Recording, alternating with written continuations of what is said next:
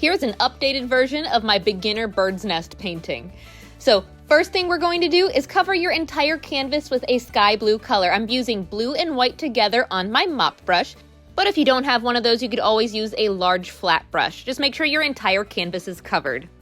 I'm using acrylic craft paint, so you do not have to wet your brush. I'm using the brush directly into the paint and going right onto the canvas. My canvas today is 12 by 12 textured cardstock taped to a pizza box, but you could use a regular canvas if you'd like. Whatever canvas you use, once you have it completely covered, dry it with your hair dryer, and then grab some dark brown and tan and a round brush. This is about a size 6 round brush. With both colors on the brush, let's do one big branch going from the right side all the way to the left side.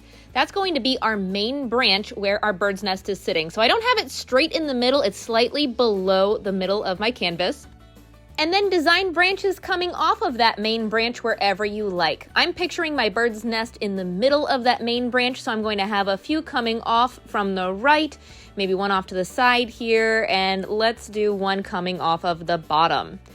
You could also switch to a detail brush to add even more detailed branches. That's up to you. Just notice how each of my branches coming off are coming off in a V shape. I even added a secondary branch coming off in that corner from the left. So I'm going to add a couple tiny branches here coming off in V's, and there we go. Whatever you do, just try to keep it simple. Now, while we have the dark brown in this brush, take some of that dark brown and make one big oval sitting on top of the branch where you want your nest to be sitting. You can put your nest wherever you want. I'm going to put it, like I said, right about in the middle of that main branch, and then fill it in. That's the base of our nest. So dry that with your hair dryer really well, and then grab a round sponge on a stick. I call this a Pouncer or a Spouncer. You can get them from the dollar store or most craft stores.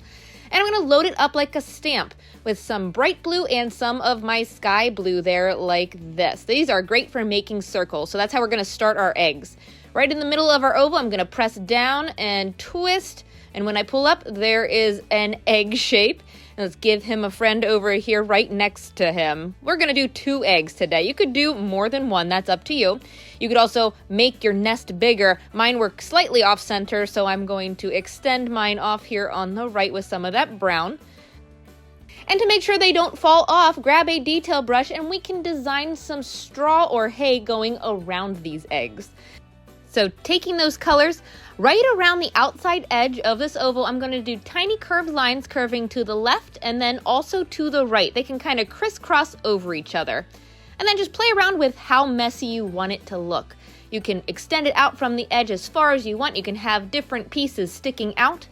But notice how I left some brown around the top of my eggs, and I'm leaving some around the side too. Towards the sides of the nest, the straw can come out even further, but notice I'm still crisscrossing them. But when you get down to the front of your nest for a little perspective, you can also bring some hay up into the front of those eggs so it hides the bottom of them. What I like to do is when I get all the way around the nest with these little lines, you can go back in with some either dark brown and add a couple strokes for shading, or what I do is take some of that dark yellow and add a couple pops of that to really make it stand out. Isn't that cute? Now let's add some leaves to the tree. This is one of my favorite beginner leaf painting tricks. So grab a fan brush, and I'm going to dip the side of it into a puddle of dark and light green together. And with those colors on the brush, I'm just going to press down and pull up, and it's going to create a simple leaf shape. So see, I'm going to line the corner of my brush up with the branch, press down and pull up, and there's a leaf. It's that easy. Every fan brush is just a little different, so I do suggest practicing this technique off to the side on like a practice paper, but once you get the hang of it, you can go crazy and add them all over the painting. It's just so much fun. Notice I'm doing a couple leaves at a time before I'm loading up my brush again too, so you don't have to dip it into the paint every time. So have fun with it. You don't have to have all your leaves connected to a branch. You can have some kind of off to the side. If it really bothers you, you can take a detail brush and draw some lines out to them. And another fun detail you can do before the leaves dry is grab a toothpick and without any paint, just scratch into the paint while it's wet through the center of the leaf, and that will add a little vein. So that's another fun detail you can do. And for a final touch, you can take a detail brush and point the tip of your eggs, because eggs aren't perfectly round circles like the sponges, but you could keep them that way. I like to do that and add a tiny little highlight to each of them. Design them however you want. Over the years, I've seen pink eggs, speckled eggs, white eggs, multicolored eggs. Don't forget to make it your own and have fun. If you have any questions, leave them in the comments, and I hope you have a great weekend. Happy painting, everybody.